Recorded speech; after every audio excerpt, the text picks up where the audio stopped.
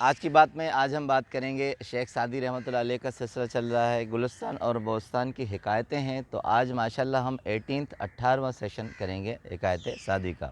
تو اس میں ایک کوٹیشن ہے، ہم پہلے شیئر کرتے ہیں کوٹیشن شیخ سعدی رحمۃ اللہ علیہ کی۔ تو کہتے ہیں کہ توکل اگر سیکھنا ہے تو پرندوں سے سیکھیں، کیونکہ جب وہ شام کو گھر لوٹتے ہیں، واپس آتے ہیں تو ان کی چونچ میں ایک دانہ بھی کل کے لیے نہیں ہوتا۔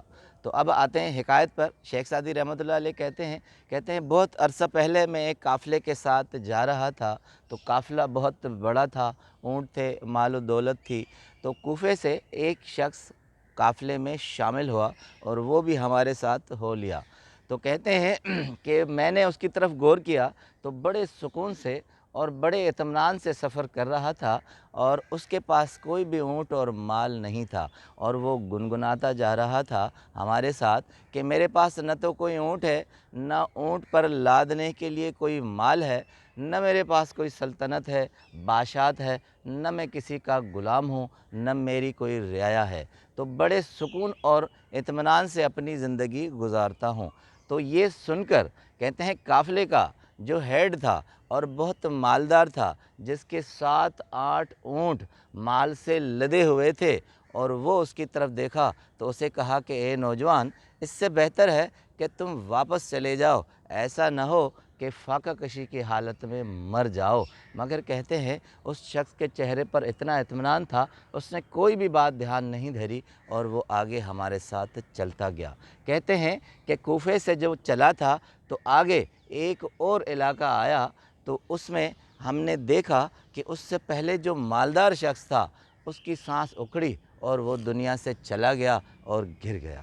اب کہتے ہیں کہ اس کے سرہانے وہ شخص جس کے پاس کچھ بھی نہیں تھا وہ بیٹھا، تو اس نے اسے مخاطب جو فوت ہو گیا مالدار سے کہا کہ اے خواجہ، میں تو سختی سے نہیں مرا مگر تو مستی سے مر گیا۔ اب کہتے ہیں کہ اس شخص نے کہا کہ یہ تو وہ بات ہوئی کہ ایک تیماردار شخص بیمار کے سرہانے ساری رات روتا رہا، صبح ہوئی، جو بیمار تھا وہ شفایاب ہو گیا اور جو تیماردار تھا وہ مر گیا۔ اب شیخ سعدی رحمۃ اللہ کہتے ہیں کہ دنیا میں بہت سے ایسے تیز رفتار گھوڑے ہیں جو تیز چلتے ہیں مگر منزل مقصود تک نہیں پہنچتے، اور بہت سے ایسے لنگڑے گدھے ہوتے ہیں جو اپنی منزل پا لیتے ہیں۔ اب شیخ سعدی رحمۃ اللہ علیہ کہتے ہیں کہ ہر آن توکل رکھو اور اللہ پر یقین رکھو، یہ نہ جانو کہ تمہارے پاس مال بہت زیادہ ہے تو تمہاری سانسیں بھی بہت زیادہ ہوں گی،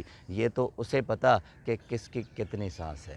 دوسری حکایت ہے، کہتے ہیں کہ ایک قافلہ بہت بڑا تھا اور بہت بڑے سوداگر اس میں تھے، وہ کشتی میں جا رہے تھے، بہت بڑی کشتی تھی اور مال و دولت سے لدی ہوئی تھی، کیونکہ بڑے بڑے سوداگر اس میں سفر کر رہے تھے۔ کہتے ہیں کہ اچانک ڈاکوؤں کا قافلہ آ گیا اور اس کشتی میں ہو لیا اور سب کو لوٹنے لگا۔ چونکہ مالدار تھے، سوداگر تھے، مال بہت تھا تو لوٹنے لگے۔ جو سوداگر تھے وہ بہت دھاڑے مار کر رونے لگے اور انہیں منتیں کرنے لگے، کہنے لگے کہ مت لوٹو، یہ ہم نے بڑی محنت کر کے مال کمایا ہے۔ مگر اب شیخ سعدی رحمۃ اللہ علیہ کہتے ہیں کہ جن چوروں کے دل پر سیاہی لگ جائے ان کو منتیں اور اللہ رسول کے واسطے کبھی بھی اثر نہیں کرتے۔